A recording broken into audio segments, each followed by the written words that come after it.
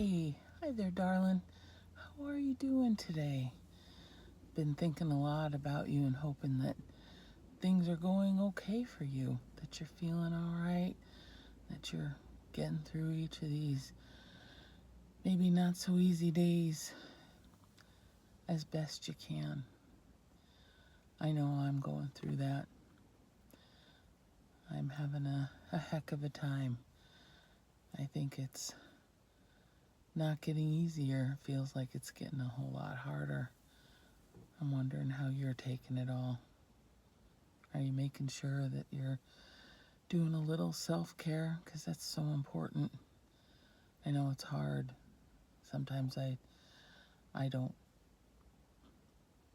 think about myself. I think about what I'm going through, but I don't really think about what the impact is on me. So it's just a reminder that it is super important for us to try to do some self-care when we can. You know, just getting as much relaxation and alleviating as much stress as possible. Although that seems impossible these days. I don't know how you're feeling about it, but there's just some days that have been really super hard, and I've prayed on it, and the good Lord has answered, and I appreciate the fact that I have gotten those opportunities to know and hear from Him and to feel Him even stronger on those days that I'm struggling. And it seems like one thing that I can't quite get to the point where I'm okay with is trying to get enough sleep. How about you? I have a hard time, especially on the days that are my days off, if you will. The work days are not as bad because I'm usually tired from working, and it's easier to just know that I got to get up the next day and I got to be ready to, go and do another run with food deliveries. So I don't think about my grief very much during those particular days and nights.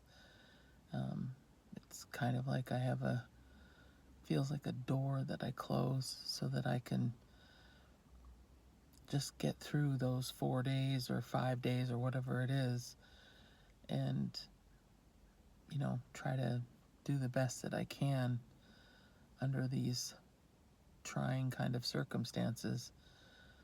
But when I do take days off, I struggle the most with sleeping. Do you have that problem too? Does that seem to be a difficult or challenging aspect of this new life we're trying to create? I know it is for me, and I know it is for my Lauren too.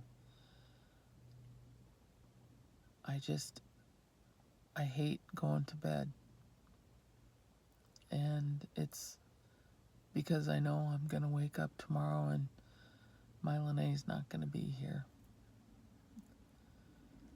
And the mornings when I do wake up, they're the most challenging because it feels like a rush of thoughts and memories of what it used to be like, how we would start our day and get ready to make plans for what we were going to do over the weekend or what everybody's work schedule was. And there's just such an empty void there now that it's such a struggle. So I don't sleep the same way.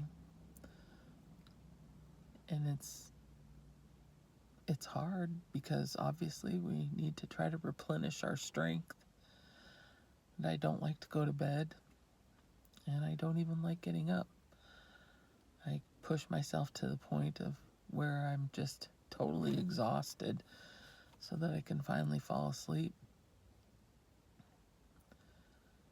And then I get up the next day and I try to keep as busy as I can. But those first couple hours of just sitting there and trying to wake up and maybe eat a little something, or, I don't know, start with the chore list that has to be completed before the weekend's over. And those are when the memories come, or when my emotions seem to not have a boundary and they just open up and pour out. Do you find yourself going through that? It's not an easy path. And I just want you to know that I'm here, and I'd be happy to read about your story. If you want to subscribe to the channel and leave me a comment, or there's also an email in the description down below where you can send me an email if you wanted to, and be happy to respond back, or we can talk about it even on the channel. If you want to relay your story and you want me to share it, I can do that too. So I'd be more than happy to. But I just am kind of curious as to what your routine is, what your day is. I look at people that don't have to go to work right away, or maybe even get to have some time off. And I feel like they're fortunate in that capacity, just because they don't have to worry about putting that wall up or that door, or closing that door to keep their emotions behind it. If you can. Sometimes that doesn't even work.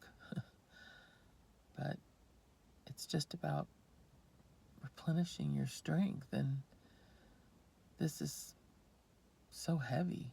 It just feels like you're loaded down with brick and mortar or stones, and just getting up and moving is exhausting some days. And that's okay. If nobody's ever told you, I will. It's okay that you're exhausted. It's okay that you don't have the stamina that you used to have, or the capacity is what I call it. It's all right to not have that same level of capacity that you had before, because grief just knocks it out of you. And if you have a family that you're still taking care of, or if you have to work, all of those things, that normal life stuff, it makes it harder. It's already hard.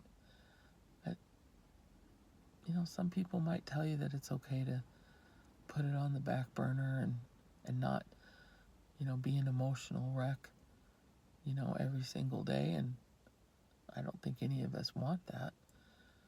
But I think if you're having a tough time and those emotions are coming out, no matter what, you got to feel what you need to feel. And so don't let anybody try to tell you that you're doing something wrong, because there's no right or wrong in any of this. And if you're fortunate enough and you don't have to work, or if you have the opportunity, make sure you're resting. Make sure that you can, grab even a 45-minute power nap. Like, sometimes I just will close my eyes for a half hour just to regenerate some energy. But sometimes you can't even do that.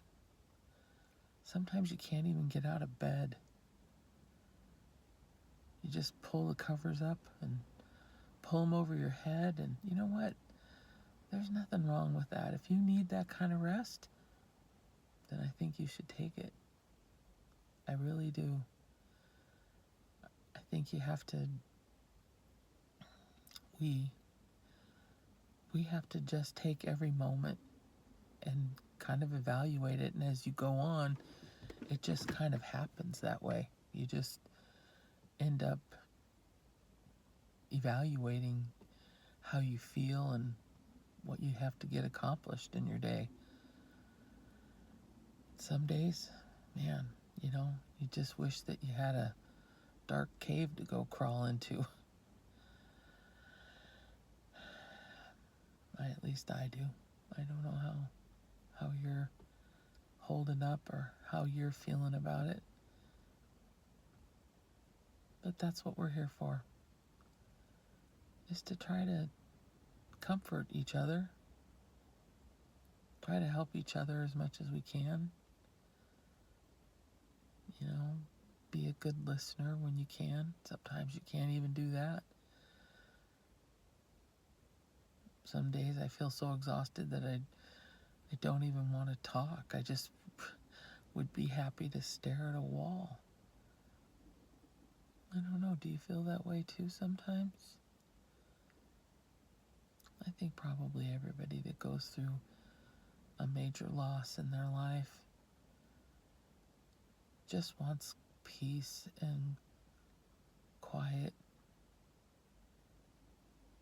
calm. But I don't know, sometimes that makes my head run with things that I don't want to think about. I don't get that really deep sleep anymore. Once in a while I will, but I don't dream very much, or if I do, I certainly don't remember it. But every now and then I'll have that night's sleep where I think out of just pure and just sheer exhaustion, I just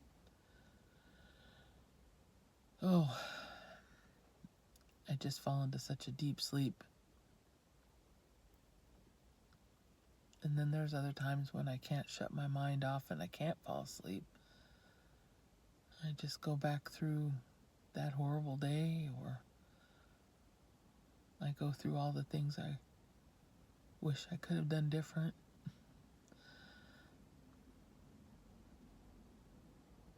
And that just happens always, like right as I'm crawling into bed. So all of a sudden it's like I'm tired, but my brain decides to go into, let's think about LaNay and everything that you wish could have happened. But I know it's important. It's important to rest as much as you can. Try to keep yourself rejuvenated and get yourself a little bit of extra capacity or energy or something. Whatever you can do. Because it's important to, like I said, self-care. We have to try to keep ourselves healthy and take care of ourselves. Give ourselves that hug when we need it. We can't get it someplace else. But I'm always here and happy to give a virtual hug if you need it. Sometimes we do. Sometimes we just need somebody to vent off to, or have someone know that there's somebody else out there that cares, that wants to help, that wants to be there if you need just a friend or a surrogate mom shoulder to cry on.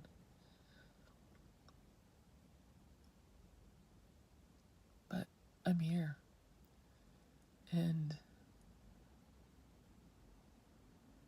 part of LaNay's legacy is that she wanted things to be good. She wanted and hoped every single day for a better day. And I know she would want me to want that too.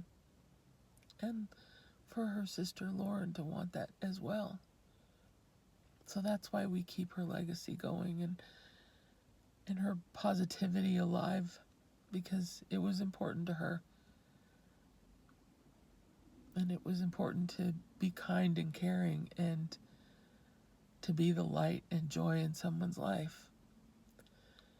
And that's why that's why we're here. So if you're having really difficult time sleeping at night, I sometimes will drink some tea that's got chamomile in it. That's really helpful for me. Warm honey milk is also another good relaxer. Take a nice hot bath if you can, or a shower, just to kind of let the day wash off of you. Listen to some peaceful, quiet music. I do that when I fall asleep sometimes. It helps just to get me to fall asleep, and I think even stay asleep. There's some good videos out that have long playing music for several hours. So that's, something to think about as well. And just having, something of your loved one's personal belongings. I have a t-shirt that LaNay used to sleep in, and I have it on a pillow so that I have it next to me while I'm sleeping, and if I need a hug while I'm waking up and the tears are flowing, it's just little things like that that can help. So I hope that some of those suggestions might be of help to you, but like I said before, all we can do is take it one moment at a time. It's all we have in us, really. And I hope and pray for all of you, for you. I hope and pray for you that things will become a little bit more peaceful and a little bit easier. I do find that if I can put a smile on my face every now and then and show a little extra kindness to somebody, it might go a long way for them, but it also helps me as well. So I encourage you all to go and be the light in someone else's life. Be the light in your own. Find some joy in little things. And most of all, never give up on hope for a better day. We'll get through this. I promise. I'm here for you. And sending you lots of hugs and lots of love today. I hope it's a blessed one. I would love to see you again, so I hope you'll stop back by, check in. I'll check back out there with you, make sure you're doing okay. And you can always set it up so that you can subscribe to the channel and turn on that notification bell. And that way you'll know when I'm out here. And anytime, let's just chat it. Let's just talk it out. It'll help. Have a beautiful and wonderful day. And I'll see you on the next video. Okay. Bye-bye.